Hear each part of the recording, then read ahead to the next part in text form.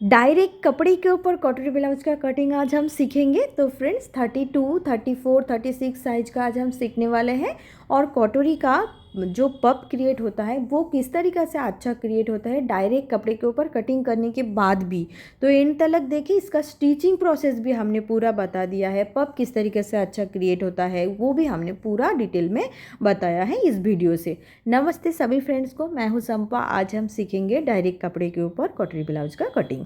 तो यहाँ पर ब्लाउज का लंबाई जो है 13.5 इंच हमें रेडी रखना है। 34 साइज के हिसाब से हम कटिंग करके बता रहे हैं।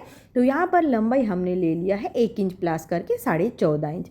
जैसे कि हम यहाँ पर डीप नेक बनाने वाले हैं, इसीलिए हमने 5 इंच का शोल्डर ले लिया है। मतलब बहुत ज़्यादा डीप नहीं है, 9 इंच 9.5 इंच इस तरीके से हम नेक को डीप कर लेंगे। तो 5 इंच हमने शोल्डर लिया है, 6.25 इंच हमने आर्म होल लिया है। ठीक है, आर्म होल जो है वो 15.5 इंच का है। तो फ्रेंड्स इस तरीक़े से अपने को लेना है। तो अभी देखिए 8.5 इंच चौथा हिस्सा जो है हमने लिया है, 34 का चौथा हिस्सा 1.5 इंच प्लस कर लिया है। यहाँ पर अपर चेस्ट जो है वो 33 इंच का अपर चेस्ट है, 34 इंच का चेस्ट है, मतलब बास्ट, फुल बास्ट। कमर जो है 28 इंच का है, चौथा हिस्सा हमने ले लिया है। और 1.25 इंच टक्स के लिए लिया है, 1.5 इंच सिलाई मार्जिन ले लिया है। इस तरीक़े से बैक पार्ट अगर आप पूरा अच्छा से ध्यान से देखेंगे तो फ्रेंड्स आगे आपको फ्रंट पार्ट कटिंग करने में बहुत ही आसान हो जाएगा। तो फ्रेंड्स आप पूरा कोशिश करें बैक पार्ट अच्छे से देखने का। तो यहाँ पर कॉर्नर पर बैक वाले आर्म होल के लिए 1.25 इंच का हमने एक क्रॉस लाइन किया है, मतलब कॉर्नर पर लाइन बनाया है पॉइंट।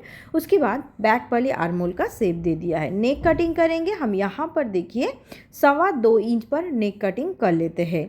तो नीचे हम 9.5 इंच डीप बना रहे, 9.5 इंच लंबा बना रहे हैं नेक का। बहुत ज़्यादा हम नहीं कर रहे हैं, मतलब 10, 10.5 इंच इस तरीक़े से नहीं कर रहे हैं। तो अगर आप इस तरीक़े से इससे नीचे भी डीप करना चाहते हैं तो शोल्डर और थोड़ा कम कर लीजिएगा, 4.75 इस तरीक़े से कर लीजिएगा। और तो हमने बॉक्स बना लिया है और नेक का शेप दे दिया है। शोल्डर पर 1/2 इंच हम सिलाई मार्जिन के लिए पहले ही छोड़ देते हैं। ठीक है, उसके बाद अपने को जो आर्म होल है, आर्म होल एक बार चेक करके देखना है। तो यहाँ पर देखिए 15 इंच का आर्म होल है, तो यहाँ पर देखिए 15.5 इंच का आर्म होल है, तो यहाँ पर 7.25 इंच का आ चुका है। तो इसमें कोई भी और छोटा बड़ा करने का ज़रूरत नहीं है। अगर आपका 15 इंच का आर्म होल है तो ऊपर आप थोड़ा सा छोटा कर लीजिएगा, तो इसमें भी आपका जो आर्म होल का गोलाई है वो भी बैठ जाएगा। पीछे वाली टक्स के लिए देखिए हमने सेंटर पर टेप को आधा करके बीच बनाकर टक्स रेडी कर लिया है। नीचे कमर के जगह 1/2 इंच इस तरीके से क्रॉस लाइन करना ज़रूरी है। जब भी हम डीप नेक बनाएंगे नीचे की तरफ कमर झुक जाता है, इसके वजह से 1/2 इंच छांट के देना पड़ता है। हाफ क्या, यहाँ पर 1.25 इंच भी आपको छांट के देना पड़ता है। कभी कभी नेक जितना डीप होता है कमर के जगह उतना झुक जाता है। ठीक है, तो इतना हमने बता दिया है। अब हम कट कर लेते हैं पूरा बैक पार्ट।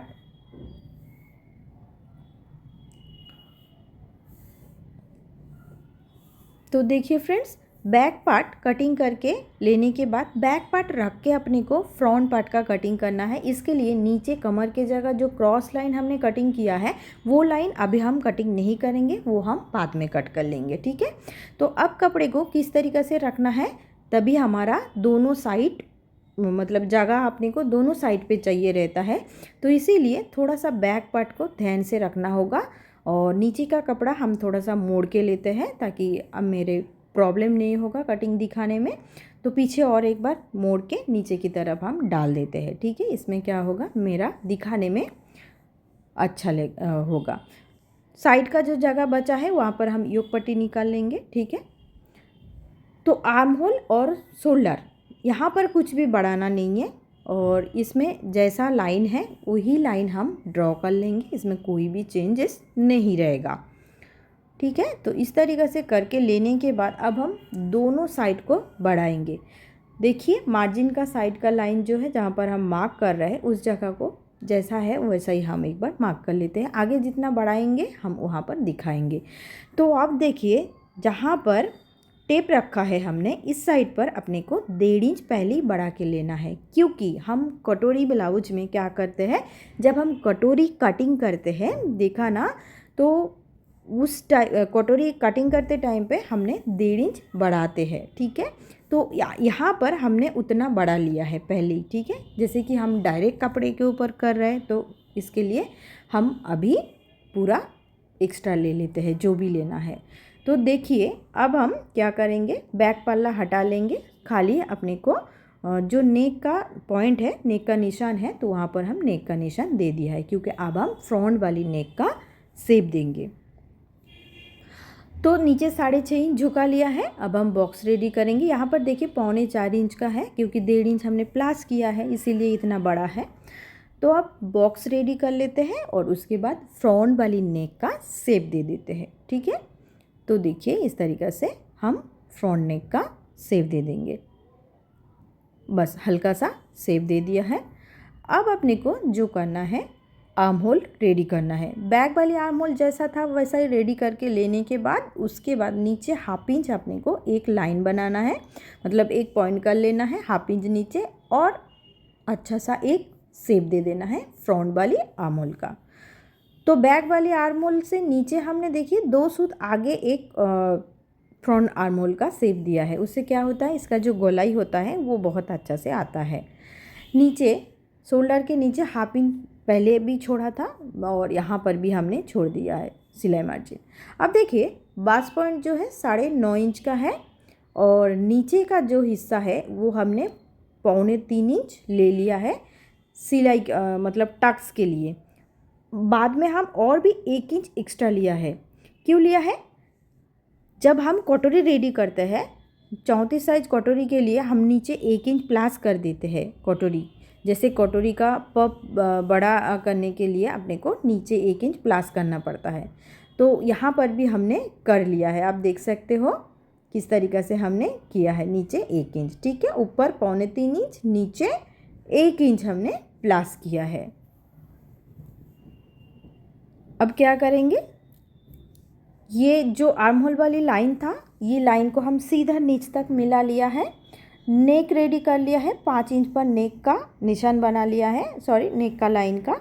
बगल साइड पर 2.25 इंच पर हम मार्क कर लेते हैं, क्योंकि हम अभी कटोरी का शेप देंगे। यहाँ पर आपको ध्यान से थोड़ा सा देखना होगा, बिल्कुल आसान है, बहुत अच्छे से मैं समझा दूंगी, बहुत अच्छे से समझ में आ जाएगा, कोई भी झंझट नहीं है यहाँ पर। बस हम आगे बताते जा रहे हैं किस तरीक़े से करना है, क्यों मैं इस जगह पर ले रही हूँ। तो अब देखिए एपेक्स टू एपेक्स पॉइंट का दूरी हमारा कितना होगा, 3.2 इंच होगा, सॉरी 3.4 इंच, मतलब 10 हिस्सा होता है चेस्ट का।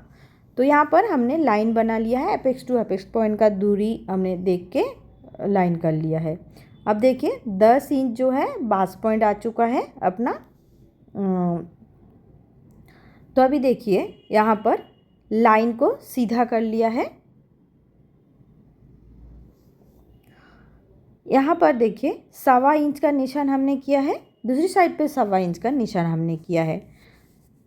तो जैसा ठीक हमने कटोरी में करते हैं यही किया है, बस चेंज कुछ नहीं है। बाद में कटोरी, पुराना कटोरी रख के जब हम नया कटोरी बनाते हैं ना, तो इसी प्रोसेस हम फॉलो करते हैं। तो यहाँ पर भी पहले वही कर लेते हैं बस, और भी कुछ नहीं, और कुछ नहीं है।